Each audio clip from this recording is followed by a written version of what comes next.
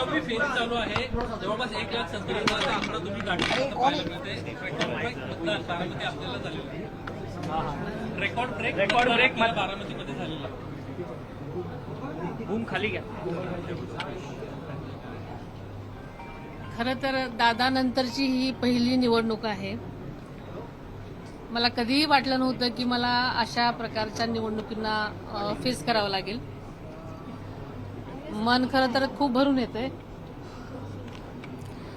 पण आज बारामतीकरांनी जो दादांवरती विश्वास दाखवलेला आहे, प्रत्येक बारामतीकरांनी दादांनी केलेल्या विकास कामांचं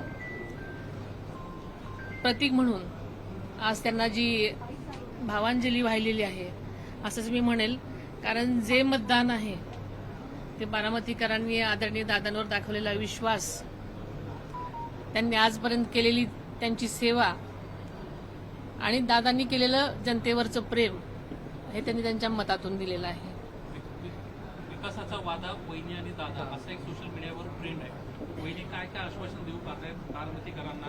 कोणकोणते प्रोजेक्ट अपूर्ण होते ते तुम्ही प्रामुख्याने करणार आहात? सर्व बारामतीकरांनी ज्या प्रकारचं मतदान केलेलं आहे त्यावरून दादांवरचा अढळ विश्वास त्यांनी माझ्या पाठीशीही उभा केलाय असं हे चित्र आहे.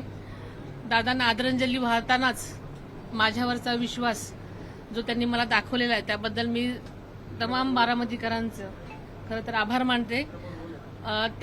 त्यांनी दिलेला आणि दाखवलेला विश्वास हा नक्कीच सार्थ करण्यासाठी हे मतदान जे केलेलं आहे त्याचं दादांचं बळ आणि माझ्यावरची जबाबदारी वाढवलेली आहे असं मी मानेन.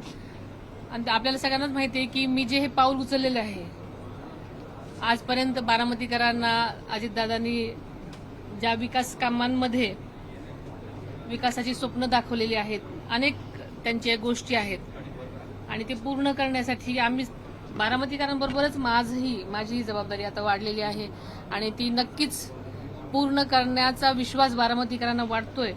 म्हणून त्यांनी एवढ्या प्रचंड प्रमाणात हा विश्वास त्यांच्या मताद्वारे दिलेला आहे.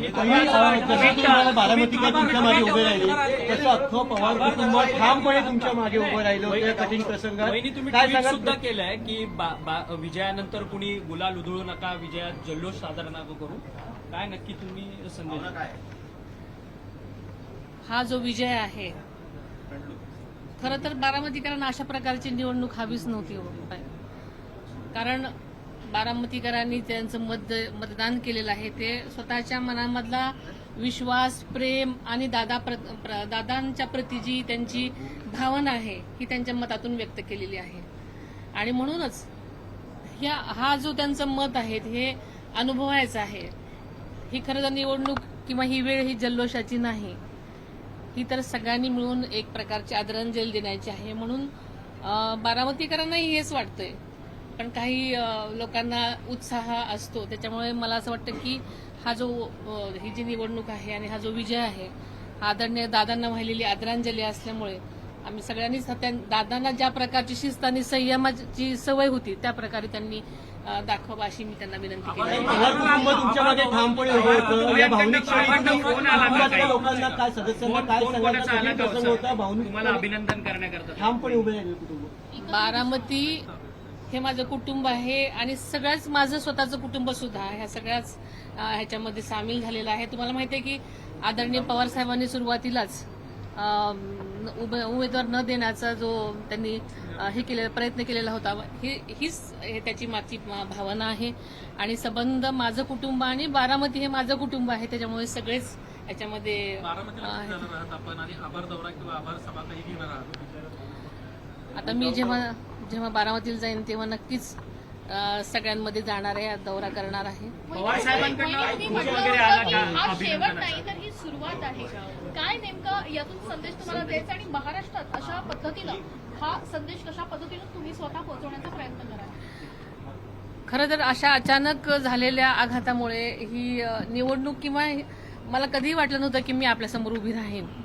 पण आज जनतेने टाकलेला जो विश्वास आहे तो सार्थ करण्यासाठी मला ती जबाबदारी पार करण्यासाठी मला आज सगळ्या बारामतीकरांची स्वप्न साकार करण्यासाठी आज मला जी जबाबदारी आहे ती पूर्ण करायची आहे आणि त्यामुळे मला असं वाटतं की ही सुरुवात आहे माझी.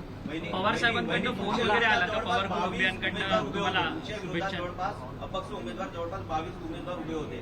सर्व भुईसपाट झाले आहेत आणि बारामती पवारांचीच राहिलेली आहे. बारामतीकरांचा हा खरोखरच विश्वास जो आम्हा कुटुंबियावर आहे, कारण आजपर्यंत आदरणीय पवार साहेबांनी, आदरणीय दादांनी, सुप्रियाताईंनी सुद्धा ज्या प्रकारचं काम आणि ज्या प्रकारचा विश्वास आणि ज्या प्रकारची सेवा केली आहे, एकंदरच बारामतीकरांचा आमच्या सर्व कुटुंबियावरती विश्वास आहे आणि तो विश्वास आज त्यांच्या मताद्वारे त्यांनी दिलेला आहे. आपला मित्रपक्ष असलेला भाजपला देखील चांगलं यश हे बंगाल आणि आसाममध्ये मिळालं. आपण भाजपचं बंगाल, आसाम आणि मला वाटतं पॉंडिचेरीमध्ये सुद्धा अतिशय चांगल्या प्रकारे एनडीएला मतदान झालेलं आहे आणि आदरणीय मोदी साहेबांच्या मार्गदर्शनाखाली एनडीए पक्ष, एनडीए जे अलायन्स आहे ते नक्कीच आघाडी करताना आपल्याला दिसत आहे. त्यांचं मार्गदर्शन असंच सगळीकडे राहणार आहे. एक बार हिंदी में बता दीजिए, बारामती के चुनाव हुए, जो आंकड़े सामने आए उसमें देखा कि एक तरफा जीत जो है वो हासिल हुई है. कैसे देख रहे हैं बारामती के रिजल्ट को और इस आंकड़े? ये जो बारामती की जो इलेक्शन हुए हैं, खास करके बारामती जो है उन्होंने दादा के प्रति जो विश्वास है, जो उनका प्यार और वो दादा के प्रति संवेदना इस वोटिंग के द्वारा दी है, ऐसा मेरा मानना है. पश्चिम बंगाल और बाकी के 4 राज्य हैं उनके भी आज नतीजे जो है वो आने वाले हैं. आंकड़े जो हमने देखे वो ये दर्शा रहे हैं कि एनडीए की जीत जो है लगभग हर राज्यों में तय है. कैसे देख रहे हैं उनके परिणाम को? मैं सबसे पहले मोदी अपने पंतप्रधान मोदी जी को मैं अभिनंदन उनका करना चाहती हूँ कि पश्चिम बंगाल, आसाम और पौंडीचेरी में एनडीए की सरकार आ रही है और लोगों के प्रति उनके लिए जो विश्वास है वो बढ़ रहा है, ऐसा मुझे लगता है. टीएमसी के नेता ममता बनर्जी ने एलिगेशंस किए हैं इलेक्शन कमीशन पे और बाकी के जो वोटिंग हुई थी उनके ऊपर उन्होंने सवाल खड़े किए. हर कोई अपने अपने जो लगता है वो तो बोलेगा ही. अभिनंदन.